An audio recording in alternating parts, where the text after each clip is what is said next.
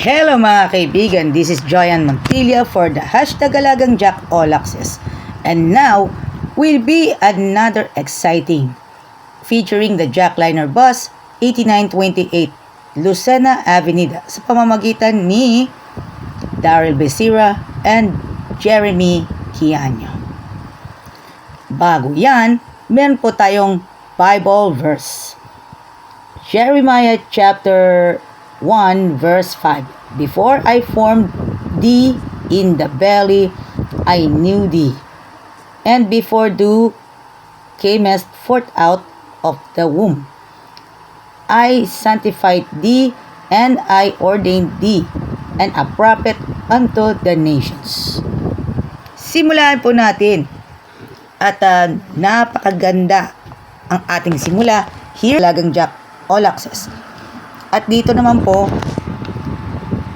nagkaroon naman po tayo ng pagkakataon na makikita natin.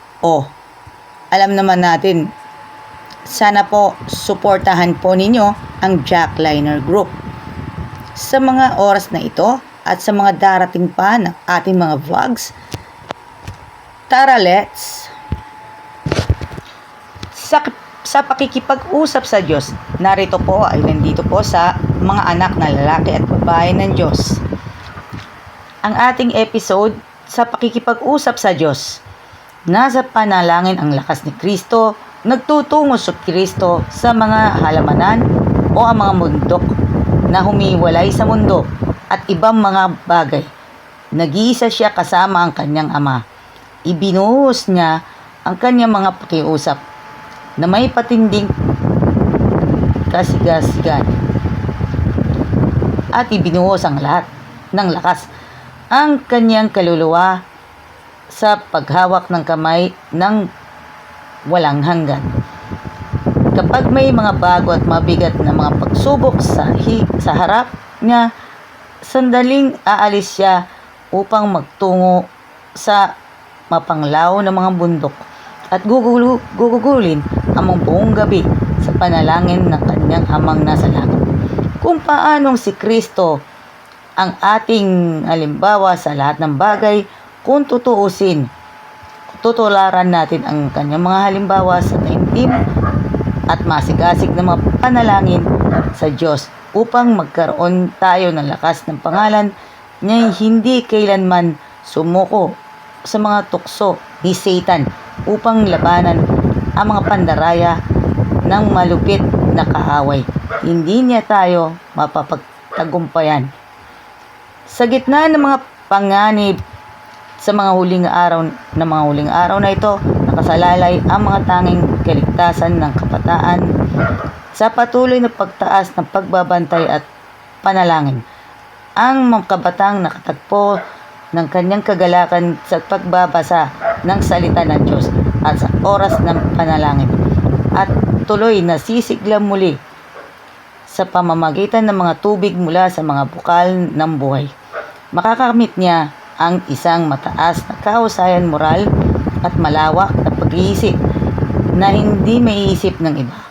Nagbubunga ng mabuting kaisipan, marangal na hangarin, malinaw na pananaw ng katotohanan at mataas na layunin ng pagkilos ang pakikipag-usap sa Diyos. Kaya kinilala ng Diyos bilang kanyang mga anak na lalaki at babae ang iyong mga inuugnay ang kanyang sarili sa kanya. Patuloy nilang inaabot ang mas mataas at higit na mas mataas pa na nakukuha nila ang mas malinaw na pananaw sa Diyos at sa kawalang hanggan hanggang sa gawin sila ng Panginoon na mga daluyan ng liwanag at karunungan sa mundo.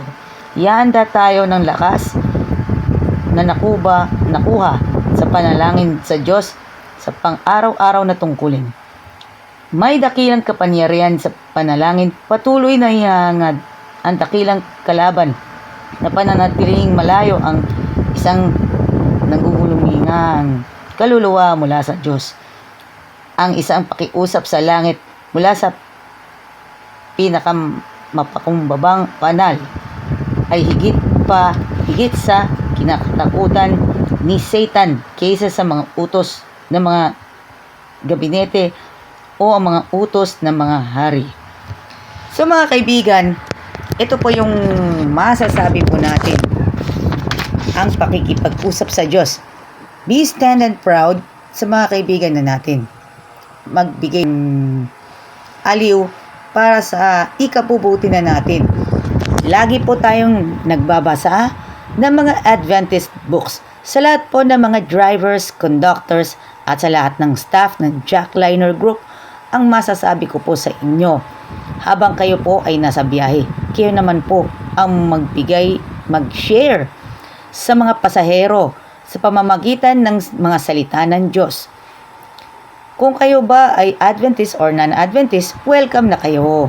Dito, alam naman natin lahat ay very specific at very proficient sa lahat ng mga ating mga triumphants at sa ating mga gagawin natin sa habang buhay na panahon at nating gagawin sa buong buhay natin, magbigay tayo ng aliw sa pamamagitan ng mga salita ng Diyos.